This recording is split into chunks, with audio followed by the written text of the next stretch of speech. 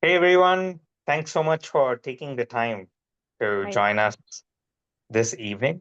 So excited to meet all of you today. And our goal here is to keep the session interactive, to understand where each of you folks are, and to make sure we get through as many questions of yours as possible. And without further ado, I'd, I'm super excited actually to introduce to you our special speaker today, Nupur Dave. Nupur is an NRI counselor. She's an author, and she's also an ex-Googler. She did a master's from Georgia Tech, and she lived in the US for 13 years before making the decision to move to India.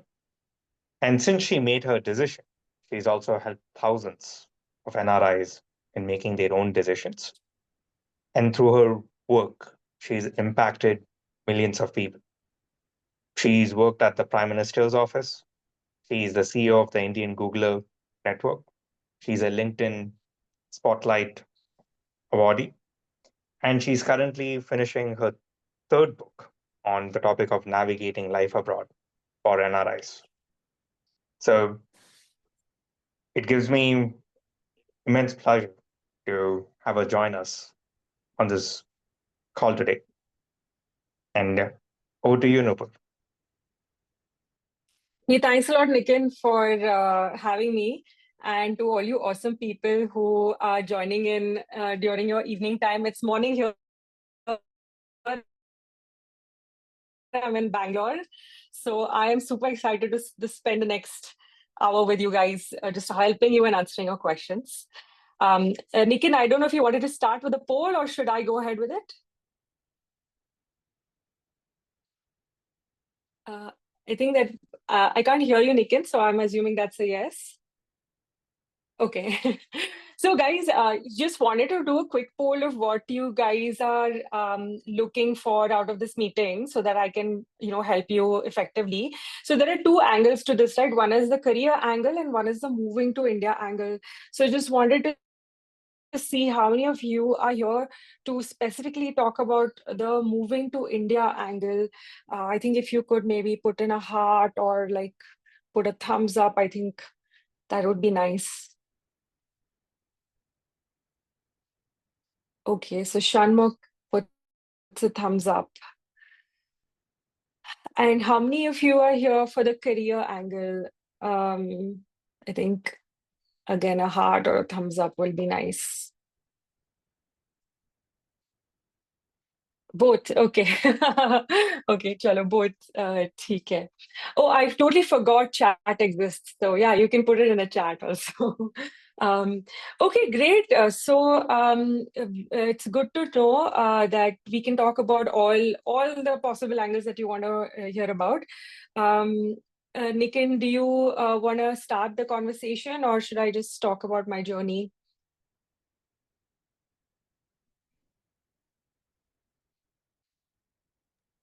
Uh, My Sorry, your voice got cut off, but I'll slight just. tech issue, but Okay. just fix my settings.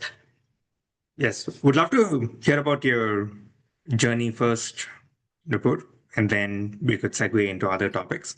And to folks who just joined us and to folks who are already in the audience, if you have top of mind questions, please use the chat. So towards the end, we'll kind of have everyone on mute and you could ask your questions. But for now, we'll have a more structured approach. So any questions you have, feel free to use the chat, ask away, and we'll get to them in an orderly manner. Got it. Yeah, so I think I just want to talk about two major things that I think the audience here can really benefit from. One is the whole idea of changing careers. I've moved from engineering to a creative side, and I wanted to use that as a means to help anybody here who kind of feels stuck in their career or wherever they are at. And the second thing is, of course, the moving to India angle. I've written a book on it back home. It is a very confusing topic for a lot of Indians in the US, especially. and I can talk a little bit more about, from all the experience that I've counseled so many Indians, what are the top problems and people face, why they get cold feet, and why the United States specifically is like a golden handcuff. So we can go through all of that. So just to give you a bit of background, I studied my master's in the US, like I think many of you may have. I would love to see a thumbs up if you've done your MS in the US or PhD.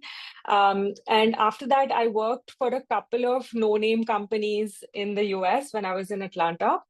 And then I got into Google in 2007 through the web. It was not a referral. I literally posted it on the web, submitted the form, shut it, forgot it, and then I got a call from them. And I think that was, I would say, definitely a turning point, simply because it gave me access to a lot of opportunities I wouldn't have gotten otherwise. And then after about 9 years-ish in Google, I decided to move to India. So a slight technical correction in the topic that we have today. I didn't leave Google to move to India. I moved to India and then left Google. And that technical detail, it makes a little bit of a difference, and we can talk about why. One of the primary reason being that you might want to hear this. It was easier to leave Google India than Google US. It was easier for me, and it was harder for me to leave the US while I was still working at Google. And all this ties down to the quality of people that were around me, and the sort of golden handcuffs, and the prestige that makes you stick to a certain label, so to speak, which becomes very hard to sort of break yourself free from. And then after leaving Google, I did a lot of things. But I actually went crazy in India. I was like, wow, I can do whatever the hell I want. So I was doing photography, and then I worked at the Prime Minister's office. Then I did surveys on the ground in like more than 200 villages. It's called Jati Samikaran in Madhya Pradesh. Then I joined various startups and left each startup to write a book. So I'm on my third book, so you can kind of calculate how many startups I've left. Hopefully in a couple of months, my third book will be out. It's called Alone Abroad. It's for NRIs who are feeling stuck in their life or career, and to help them sort of lead a better life in the US, abroad. Yeah, and so very recently I got onboarded with Zero One Network. So I've been doing content full time now. And it's an interesting journey, like being a solopreneur, and we can perhaps talk a little bit more about that as well. So yeah, that's my journey in a nutshell. Great. Thank you so much, Nupur. And in terms of your background, it's a bit unique that you did your master's at Georgia Tech, which is definitely Yeah. a top 10 engineering school. But your degree was in industrial engineering. So, what was Yeah. that process like, coming from an industrial engineering background and then breaking into big tech, and especially Google? It's a lot of happenstance, and I've seen that with my classmates as well. A lot of people, like, even in India, those who study engineering end up with software jobs. And it was kind of similar because initially I joined an ERP company because that's the only one that was handing out H1Bs. But here's what happened, and I think this could be something that people take away with them is, I had this gut feeling at the back of my mind that I love statistics and I want to do something in that. So I was just hell-bent. I want to do data analysis, statistics, I want to do this. So I continued throughout my time in those no-name company jobs, to look for opportunities where I could do data analytics. And another thing is, I'm a firm believer in two things. One is it sounds crazy to some people, but the stars have to align. Like, sometimes no matter how much you try something, if the stars are not aligned, you're not going to get it. first thing. And the second is location. I cannot emphasize on how important being in the right location for a particular job is important.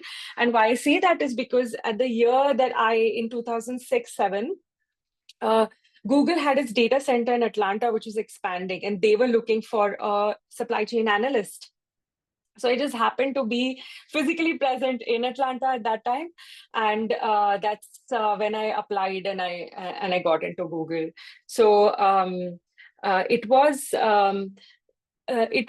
definitely, I didn't realize how much it would change my life back then, but I don't come with big labels like the IIT label or a big network. So I think that really helped put me in a place where I could uh, get access to better opportunities. So I think, if there's somebody here who's wondering if they're feeling stuck, I would highly encourage you to think about relocating cities, and also consider the fact that sometimes some things are just not meant to be at that phase in your life. It is, maybe you'll get something that you desire a little later, but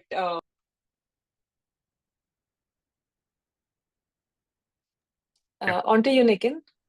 Thank you, Nupur. And I think a follow-up question, which probably is in a lot of people's minds right now, is how has this being a student in the US or coming to the US for studies, what's different between when you came versus today?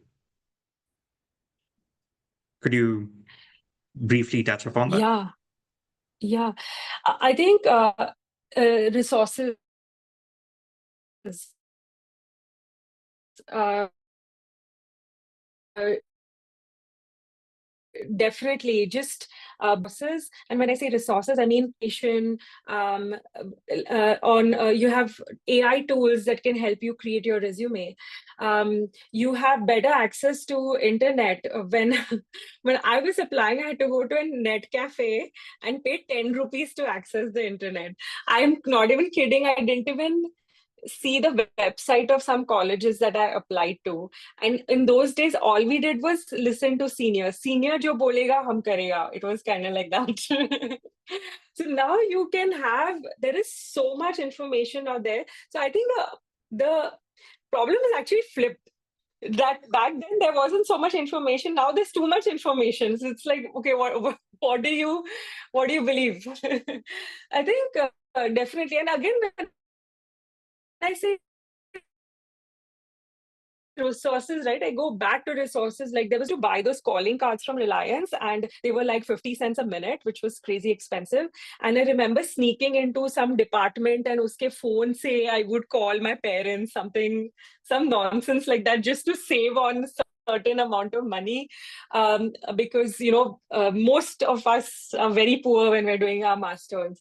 And coming to the point of money also, I think that fortunately, because of the way the economy has been in India, I do believe that people slightly have a little bit more money than how much me or because my batchmates and me, we are coming from a generation where we had the 80s wala money, which is no money basically. Growing up in the 80s with parents who worked in the 80s and 90s, that was like you're getting what, 10,000 rupees a month income. So I think now it's slightly better in that sense. I'm not trivializing anyone else's financial issues, but I think at least you're not walking around in torn shoes. So also, again, back to resources. Having WhatsApp today is, your family is a phone call away, and that time we couldn't even see our family easily. So I would say it was tougher in different ways, but now it's tougher because there's just so much going on, and you have so much FOMO. Absolutely. And So yeah. jumping a bit ahead, Nupur, is When it came to making a decision to move, what were the factors that you considered? Was there a point where which really pushed the needle or made you pull the trigger in terms of moving back? Could you please just share some more context and walk us through your decision making process? Absolutely.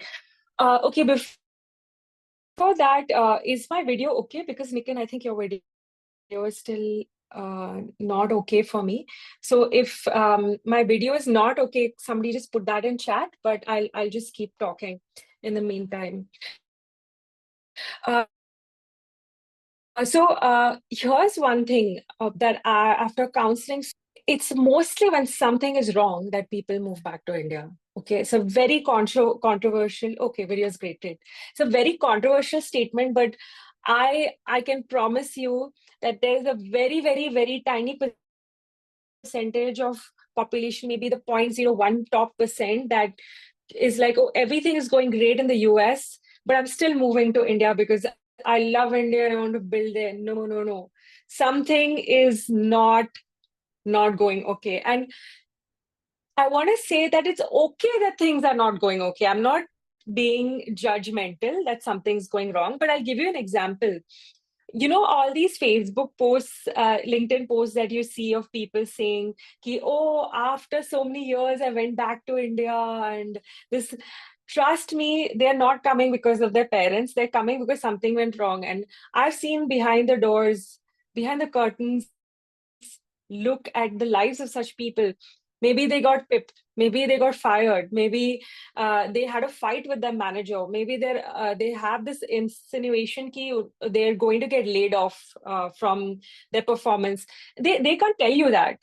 And something maybe Mia Bibi ke beech kuch ho gaya, like something, maybe they fought. An incident happened. So it's I would encourage you, everyone here, to not assume that what people are saying their reason to go back is the real reason. There's always a hidden primary reason, which they cannot tell you for obvious reasons. Like even I wouldn't tell. Now, to go back to why I moved back, for me, I think my life had come, and I've described this in my book, which is it had come to this sort of pressure cooker situation where I was living the same life again and again and again. Like every year was a cookie cutter of the same year with the same problems. Everything was happening on repeat, and I was just frustrated, bored, lonely. I was sad all the time, and I didn't know how this slowly started. It's like a pressure cooker, right? Like you don't know when you've come to this point where, oh my God, suddenly I can't keep up with this. I couldn't keep up with my commute. I couldn't keep up with my household chores. I was just going crazy, not in an immediate way, but in a slow, it was like a slow burn. And I think what happened was I tried a lot of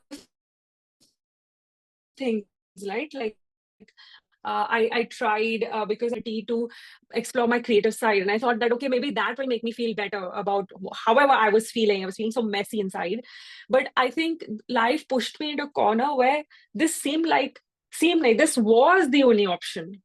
And I'm purposely not sugarcoating this for anyone, because I don't want anyone to think that this is a decision made out of bravery, because I get a lot of that. I get, oh wow, you're so brave. No, no, no. Don't mistake compulsion for bravery. And I want you to repeat that to yourself. You are deciding to make a big change. It could be anything, not just moving to India. It could be meaning changing jobs. Maybe put yourself in a position where the only option you have is to take that that leap. So it could be like changing careers, right? Like somebody on the chat has said moving into, Vishakha said moving into digital marketing, moving into integrated communications role.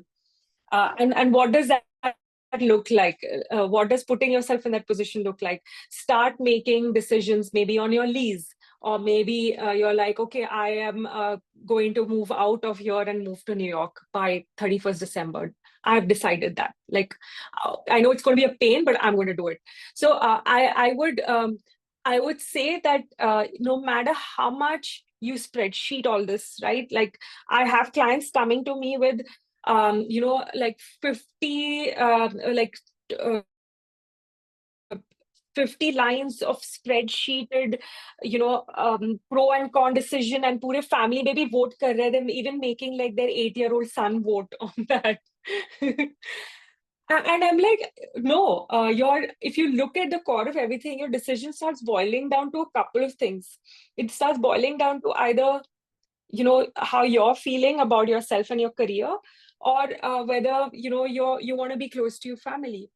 So I would encourage you to sort of look deep into what do you really want, like what's your priority, and then based on, and that's usually just one or two things, max two, and based on that do a decision. So you spreadsheet whatever you want to spreadsheet, but eventually your decision will come down to a couple of variables. And usually it is, moving to India becomes about, do I want to be near my family or do I want to be in a good job? Like these two things. Absolutely. And just Yeah. quickly following up on that, Nupur, like in terms of the process of actually moving. So could you share a bit more about that process? And a big part of that move, something that you just talked about, is jobs, right? So what does that delta look like when you're coming from like a multiple six-figure job in the US? Hmm. And even if it's an internal company transfer, or Hmm. you ha- you're searching for jobs in India, like equivalent Hmm. jobs in Hmm. India, could you share a bit more about that as well? Sure. So the first thing is, I highly encourage people to do an internal company transfer. It smoothens everything out. The company usually has policies which makes it comfortable. So for example, big companies like Google, Meta, or Amazon will have like, oh, we'll pay for your flight tickets and your spouse's flight tickets and your kids' flight tickets, and we'll give you a hotel stay for 3 days, and in India we'll give you like a apartment for the first year through PwC. So it kind of gives you a very soft landing. So what I've seen, a very high percentage of people are able to do an internal company transfer. So that's the first thing. Second thing is, now if you don't have that option in your company, or you don't find that opportunity, don't fret. There are a lot of opportunities in India. It's now for you to get slightly strategic. And I'll tell you where most NRIs start making a mistake. They panic. you know, I kind of joke like, it's kind of the panic where you're having a shower and you're suddenly like, "Arey, mujhe job dhoondna hai," and you run to the computer. I mean, it's like a weird visual, but it's just a joke. I've seen agar I move back to India. So for that, I encourage you to not put yourself in the constraints that you have to find a job. So I've done I've done a lot of surveys, and in that I found that almost 50% people,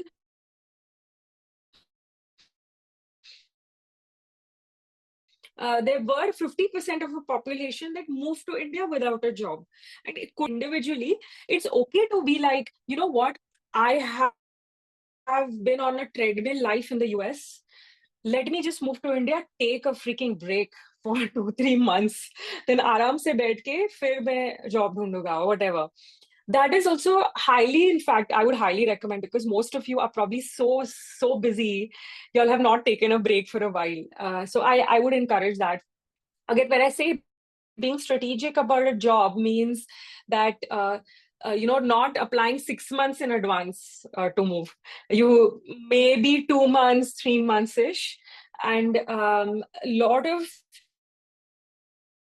recruiters in India, and I'll get to the salary part, a lot of recruiters in India may not be too happy about getting NRIs, and I'm not talking about the Microsofts and the Googles, but they find that a lot of NRIs are like, yeah, I'm exploring, maybe I'm interested, and they set up all these conversations, they give a job offer, and then suddenly the NRI is like, you know what, I think I'm just going to continue here, I don't want to move back.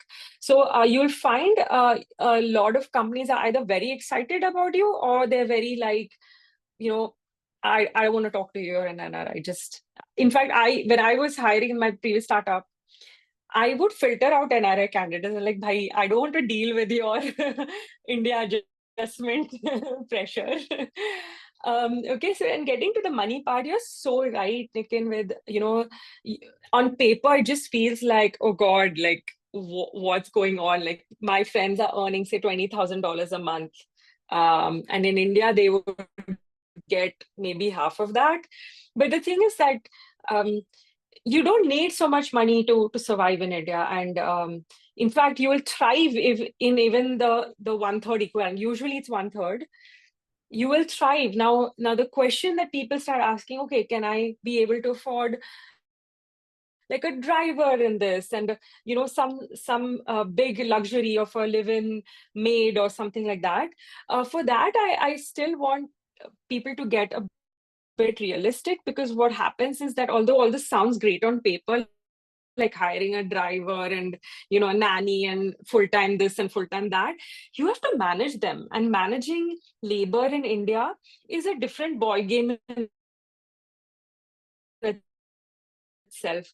So I would comes to getting a package negotiated for yourself, but don't beat yourself about it, and don't fret about it. Like even if you get a 20 LPA salary, so take, this is how I put it: move despite your salary, not because of it. Yeah, India, you're not moving for its wealth, you're moving for other reasons. Wow, that's so well put. And could you share a bit more about any reverse culture shocks that you experienced? I know you must have like visited India when during your time in the US, but when you moved back, what were some of those shocks or surprises that Yeah. awaited? Oh, I have a full database of that. Like you've seen the talks. Whenever I come to the US, I do these talks, and as part of that, I talk a lot about this. What are the problems that you'll see, and I'll start giving you a comparison of what I used to feel like as a visiting NRI and what the truth is on the ground. As a visiting NRI, I was like very dewy eyed, and I was like, oh my God, mere mulk ke log, or whatever. And I used to see all these beggars on the street, and I would feel so like very socialist sort of thinking, literally would go and hand over 100 rupees to all the poor people that I saw. And the thing is that, once you start thinking like an Indian, is how I would put it. Like, for example, this man saw me giving money to a beggar, and he was like, Madam, dekho, jiske haath pair hai na, they can work. They shouldn't be begging. Don't give them money. They can work. And you never know, right? Like they may not be truly poor. Actually poor people don't ask for money. So that was the first thing. And then, the more now I've been here for a very long time, and there are like next level frustrations when you're especially working, say, in a startup or for yourself. You're not in that big ecosystem like an Amazon or a Google or Facebook. Those jobs are fairly comfortable. But what I found is, like, I'll give you an example. When I'm working with a vendor, maybe I was working with a food vendor who was giving food supply on 3 days a week for snacks in the previous office. So they would send me an email, and they would call me to tell me they sent me an email. So I'm like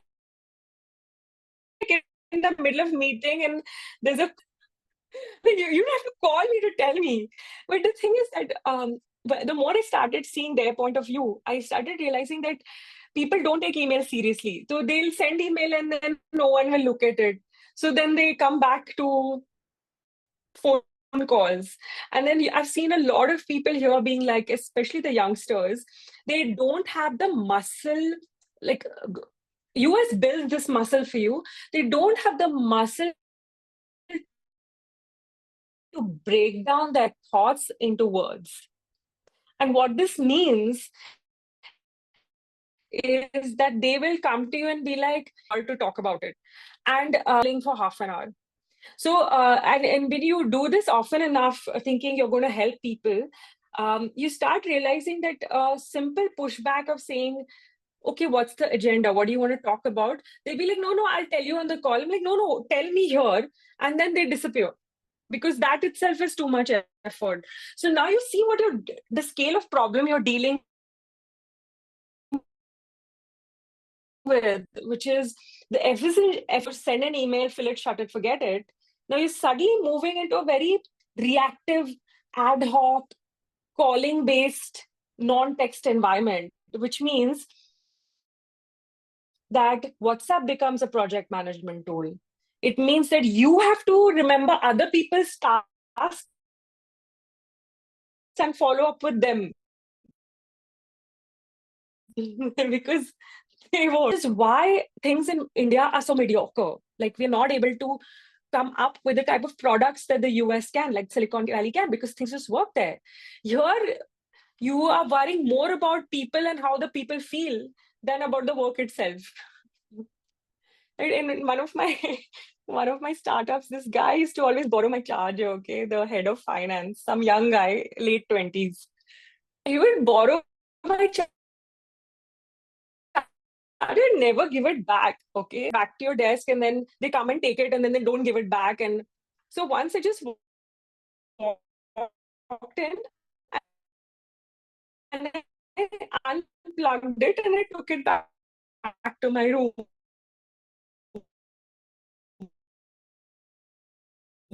So he got very pissed off with me. You looked very angry. I will my own charger. Like, what the hell? Like, what does this come down to? And a lot of this doesn't happen if you're in a position of power. You know, if he saw me as a powerful person, he wouldn't even, let's say, he wouldn't dare even borrow my charger. So it's come to this, right? Like in US, you're dealing with like, oh, what do I write in the deck for the CEO? In India, you're dealing with उसने मेरा charger ले लिया. So I hope I've conveyed in it's a joke, but it's real, you know. So this is the level you're dealing with. Okay, so it looks like there are some intermittent issues. I can do one thing. I can go closer to my router. Maybe that'll help. But go ahead, guys. Did you have something else you wanted to discuss after this? Look, we'll give you a minute or two to get closer to the router, but I think a lot of us have either worked in India or have companies. So, I mean, we are here in the US and have colleagues and teams. So we work for MNCs, so companies with Indian offices. So we have kind of observed this behavior through that, or we have startups ourselves with Indian employees, right? So we see this need to manage their tasks too. So some of these examples that you share, I mean, resonate deeply even with me. No. I'm sure with And others. see, what I've realized is I've stopped judging Indians after this, because we keep saying, right, Indians are very like micromanagers and all. And I'm starting to think, like, do you blame them? Because if you were employing people and all they do is hee ha ha karte rehte hai, WhatsApp, in the meetings they're sitting on WhatsApp, and the only thing they take interest is in a flash mob dance. That's all. They're not taking work seriously. They're not delivering on time. If they can't do something, they will not ask questions. But flash mob dance practice ke liye jayenge. You can see how that. I mean, it's fine if it's not your business, but if it's your business and your money, you just see how your blood starts boiling, and then you'll behave like an Indian. And that's why I always encourage NRIs: don't judge Indians. Don't, when you see all this macro manager. I mean, I'm not being in their favor, but you will change when you come here. If you're going to do your startup or something, you that California sort of, niceness is thrown out of the window. Absolutely. I mean, there are a couple of similar questions here, so I'll kind of group them together. What were some of your biggest learnings from living in the US? So perhaps like 3 to 5 biggest learnings. Spend the money, please, please. I beg you all, spend money. And I'm sure this is the first time you're hearing something like this, but I think being in Google made me ultra conjuice. And when I'm saying conjuice is not like a miserly person. I was never a miserly person, but it was always like, अरे ये तो मेरे office में free में मिलता है. Why should I spend here? Why should I go and buy that coffee from Starbucks? I used to live next to the Google office in San Francisco. And I literally used to be like, Are, I can just go upstairs, make myself a latte, and then go about my day. So why should I spend that $6-7 on a blue bottle coffee? And and the thing is that what India has done now is it has deprioritized money, right? Because who cares if you're spending like 100 rupees, 200 rupees on a coffee? And when you deprioritize money, you start living life in a very different way. You start spending on convenience. You start spending on your happiness. You lose that muscle memory of evaluating the value of something. Like, oh, this is a $15 taxi ride versus a 20-minute walk. Maybe I'll walk. ये US में होता है ना? I mean, it makes sense, right? Why not say $15 when you can walk? But in India, you're not using that kind of judgment, and so then you live a different life in India. And what that happens is, it makes you realize what makes you feel good, what feeds your soul. So I wish I had these lessons which I learned in India, and now if you give me US life, which whenever I visit now, I will spend on the Uber. I will spend on, my coffees, and I spend the money, which I didn't at that time. And I still see some of my friends do that. They're earning shit tons of money in Google, but they'll still live in that kachra apartment. They'll still be like, "Arey, carpet cleaning ke liye yaar $100 hota hai." So they won't do it. And I'm like, what? You're earning so much. What are you going to sit with that money in the bank and do? So anyway, that was the first thing. And I think primarily that's one of my biggest learnings that I would encourage you to think about your money mindset. I think the other things were that travel is never enough. How much ever you travel now, it's never enough. So I would say travel more. Even if it is like, oh, this flight to Miami is costing me $700, बहुत है यार, रहने दो, इस long weekend यहीं पे बैठते हैं. No. Because if you come back to India, you're going to, those are going to be part of your core memories. Is, oh yeah, I visited Miami and I visited Chicago and all of that. So please, please, please travel more, and travel internationally to Europe and all. Also do more of that. And I think the third thing I would say is just juice all the opportunity out of US. Like, there are just so many conferences to go to, so many people to meet, so much to learn. Like, even if you had to join an acting class, do that. I would say go for these crazy things like acting, or like, I don't know, photography classes. Like, just learn everything and take as many opportunities as you can. Incredible. And a quick question on the other side. Any regrets since you moved back? So India has worked out for me. I'm not saying it will work out for others, because I do know a lot of my clients who moved to India. Actually, they were not my clients. My clients don't make these mistakes. I've seen couples move to India and in 6 months they just move back because उनको adjustment में बहुत expectation mismatch होता है. I think I cannot say that I have regrets in India. I'm so much mentally happier here. I'm so much more free, relaxed here. But then also, like, I have the privilege, right? Like, I visit the US twice a year. So I don't really miss out on anything in that sense. Like I still have access to all the latest gadgets and everything, whatever US is great for shopping, but no, I mean, I can't answer that question with anything meaningful. One thing that has gone down the drain is fitness, for sure. Like it's very hard. It's harder to stay fit in India than it is abroad. Yeah. And in terms of the clients that you work with, so especially people in the past few years who have made the decision or who are considering moving back, where are they with respect to like the immigration status? So do they typically have Yeah. the green cards, citizen, kids? Yeah. Are So they still on? maximum, Yeah.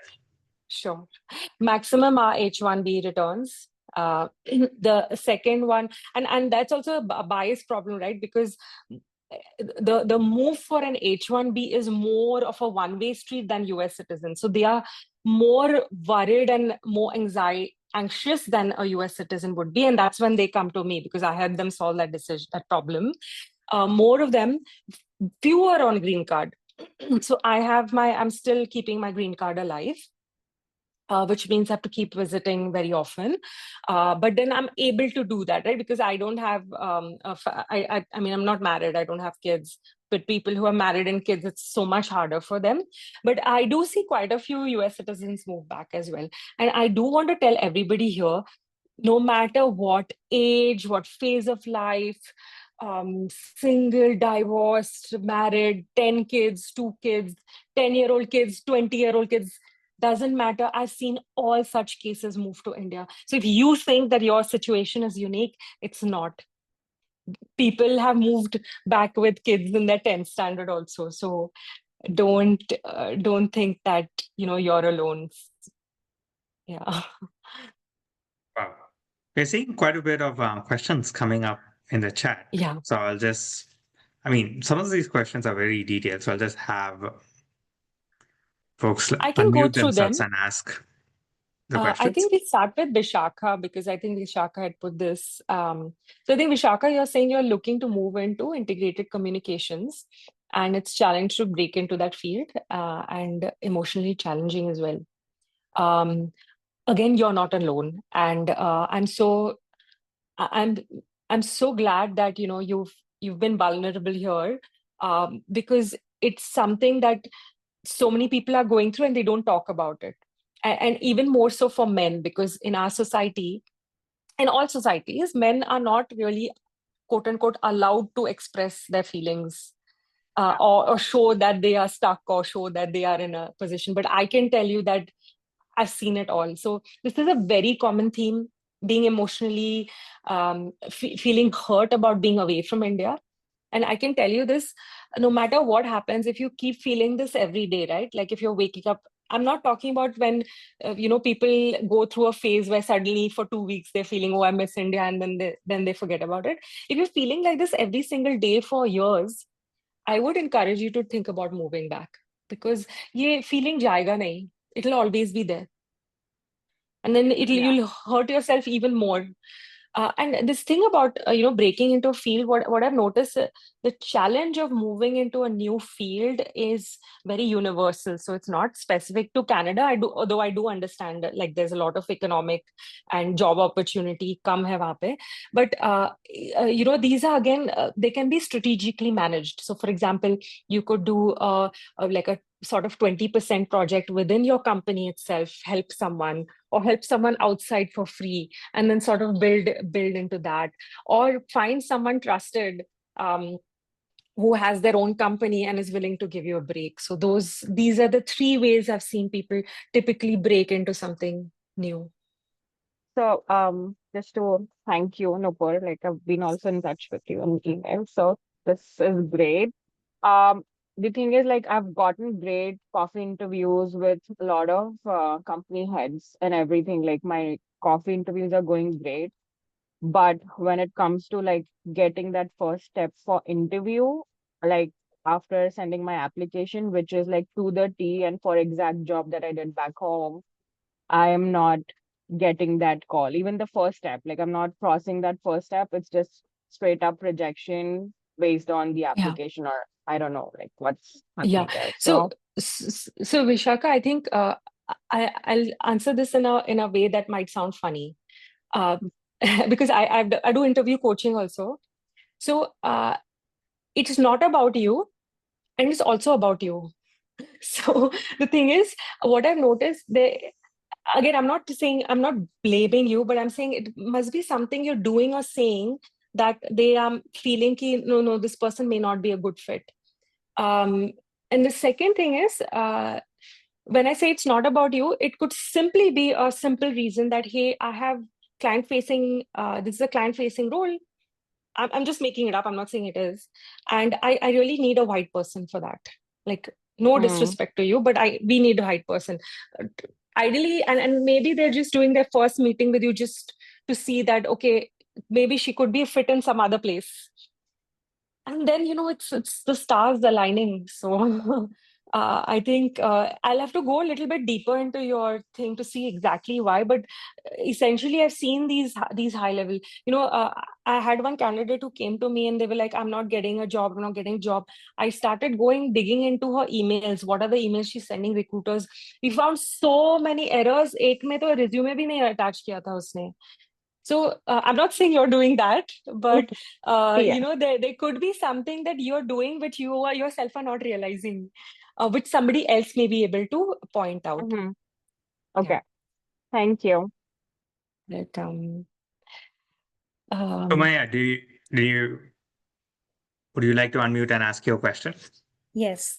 Thank you so much for a great session, Nikin and Nupur. So I have a couple of questions, but before I may ask my question, Vishaka, just a quick thing because I was listening to your conversation. Are you based in the US or Canada? Vishak, Sorry, I'm in Canada. Yeah, I'm in Vishaka, Ontario. yeah, I will just make a comment there. If you are not hearing back from the hiring managers, even for the first interview, I would make it very clear it's not about you. Because I am someone who has worked across 4 continents, 25 countries, and I've led teams across all 6 continents, including US. And after doing all of that, when I moved to Canada, I was already a vice president with a conglomerate leading multiple countries and multiple teams. And I resigned from that job and I moved to Canada because I was a long-term PR and my PR was expiring, so on and so forth. Long story short, the journey was so challenging that within 6 months of moving, I decided that this country is not for me. I only stayed here because my family pressurized me and they said that now you have a PR, at least get your passport and then think about your next move. I have worked across US, I have worked across Europe, both Eastern and Western Europe. I've worked across Singapore, Middle East, Africa. And maybe, look, it's all about seniority as well, because when we get a little bit older, ageism is more prevalent than racism. Then there's so Maya, can I pause you out there? I think let's move back to the original point of, I think you guys can connect offline. I think most of the people here have come to speak about moving to India. So let's just yeah, I quickly will just talk about ask it. I a think you had a question. Yeah, Can you I go have a ahead with your question. So question? I just want to ask, and this is related to your work with Google, and I just want to clarify that I'm not from India, but my question is a little bit different on a comment which you made earlier. You said that Indians are not micromanagers and we shouldn't complain about it. So what I'm trying to understand in comparative terms, that when you were working with Google, the type of different managers you have with different roles, the type of pressure or management style you had there, if you compare it with your Indian managers, and I'm not saying specifically if they're based in India or not based in India, I'm just saying that if you just compare their management style with the Indian managers, do you see a difference in the type of pressure or in terms of management? I'm just trying to understand better because I work globally. And yeah, I would just want to hear your experiences. That are Google So management experience and compare it with the mm, Indian management experience. so you mean Google India as well? Is that what you're talking about? I think if I was to simplify, it would be, Mm. how's the management style different in Google US versus Google India from an employee Yeah, I perspective? think that would be a fairer comparison of just doing Google ke comparison. So I think in India, what I've seen is that the dynamics play in terms of people are not that careful about what they say. So, for example, I had a friend who was telling me his manager used to call call some colleague in the US a taklu. So he used to openly say, "Arey, us takle ka email aaya hai," and all the people reporting to him were all kids. Okay, they must be in their early 20s. They used to also giggle, and they used to also make fun of that taklu or whatever. So this is the. I mean, maybe he's a great manager, but then uh, you would not expect this level of non-professionalism from somebody, right? And I also feel like, Indians take shit from people. Okay. So what happens is that the things that you would never dare say in the US because people will retaliate, you'll find Indian managers saying whatever the hell they want because they know they're in a position of power and people are not going to say anything.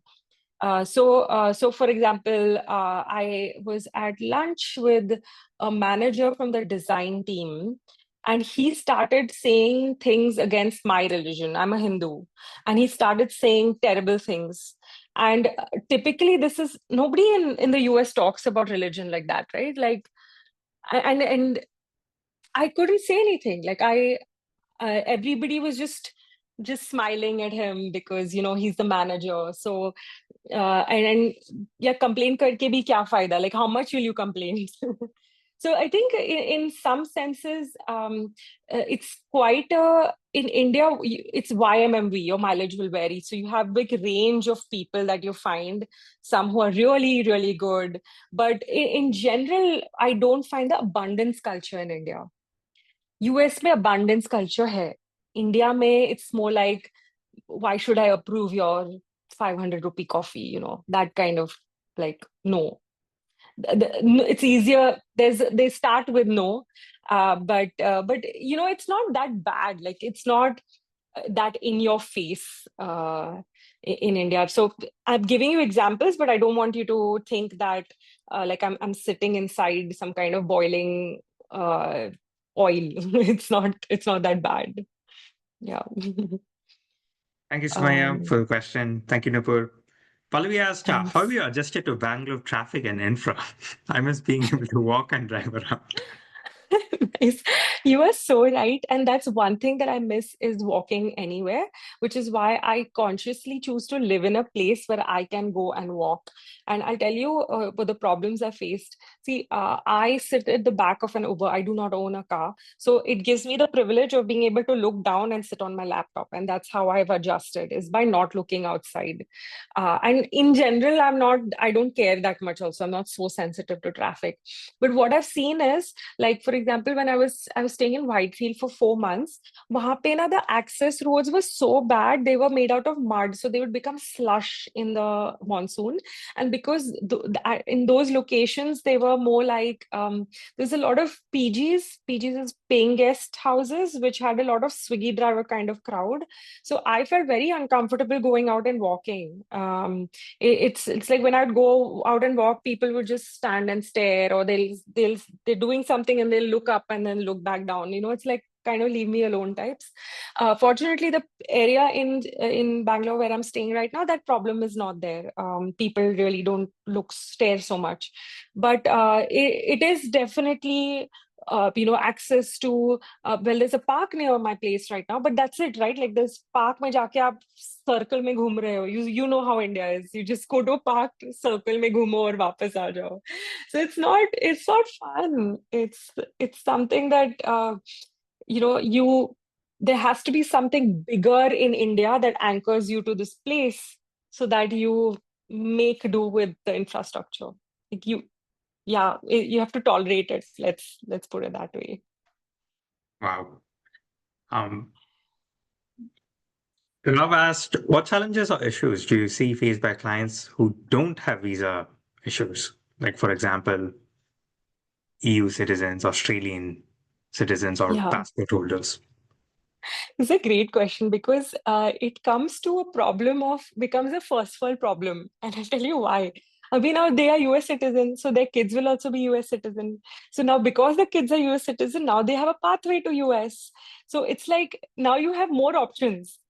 Now the problem becomes like, should we send the child back for their bachelor's to the US? Do we have that kind of money? What will he do there in the US? We are sitting here. So this becomes a first world problem then, that that you actually put yourself in a place where you desire things that you can get.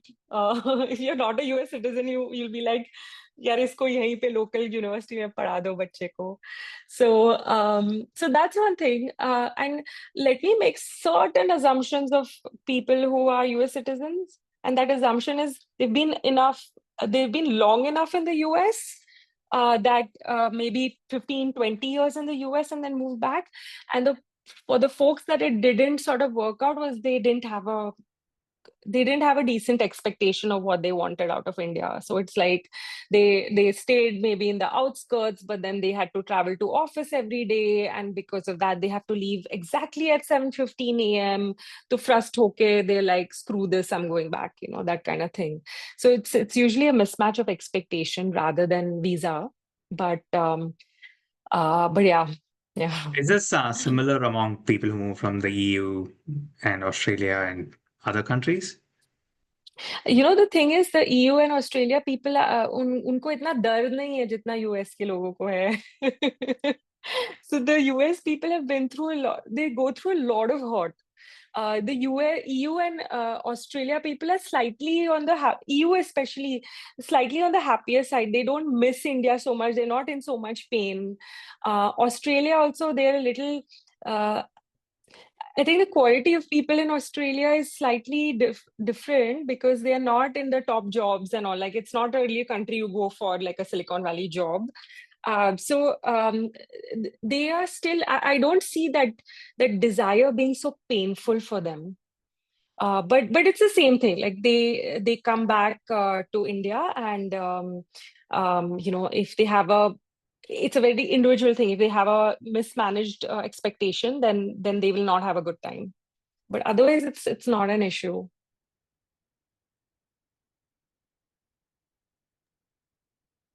Thank you. Kylie has asked, a great question. Could you share how US income can impact taxes and investment options in India? Yeah, so see, like once you open that door of investing in India, now you're looking at, am I doing this violation and I have to file this tax and that tax and this tax? See, I have a full YouTube video on why it makes sense to invest in India, especially if you're going to move back eventually. I'd rather defer you to that because that tells you in very detail. And I did it with a financial planner. So I'm not a financial planner, but I would say ki, if you're looking at moving to India and you're okay with dealing with, like it'll of course give you a lot of returns, but there's a lot of jhanjat. So if you are okay, if for you that, for some people, wow, I'm going to make so much money, I don't care, I'll do all the hard work. मेरे को फर्क नहीं पड़ता, मुझे पैसे चाहिए. That is one person. And the other person like me, like, yaar, please, I don't want this headache. So no, thanks. I'll keep it in an FD. So I think that's the answer I would give. But anything more detailed, I'd have, my YouTube channel is Nupur Dave NRI. There's one investment wala video which talks about why you should invest and what type of person you should be to when it makes sense to invest in India. Thank you. We are almost at time. So if folks have any final questions, please put them in the chat. We'll get through as many of them as we can. And something related to a previous question you answered, Nupur, is Rav asked, curious about which countries have, on average, have NRI clients who are relatively happier, and you actually recommend them to stay back, not move to many. I have told many people because they come with like weird expectations, or maybe they are getting some CTO role in India and they don't really miss India or like it so much. I'm like, bhai, what fantasy do you have about India that you're moving? So I've told a lot of people to stay back, that this doesn't make sense. So yeah, I think yeah. Okay, so this is about. very nuanced question about, I believe she's trying to navigate the India-Australia corridor. And Pallavi, if you're still online, you can unmute yourself.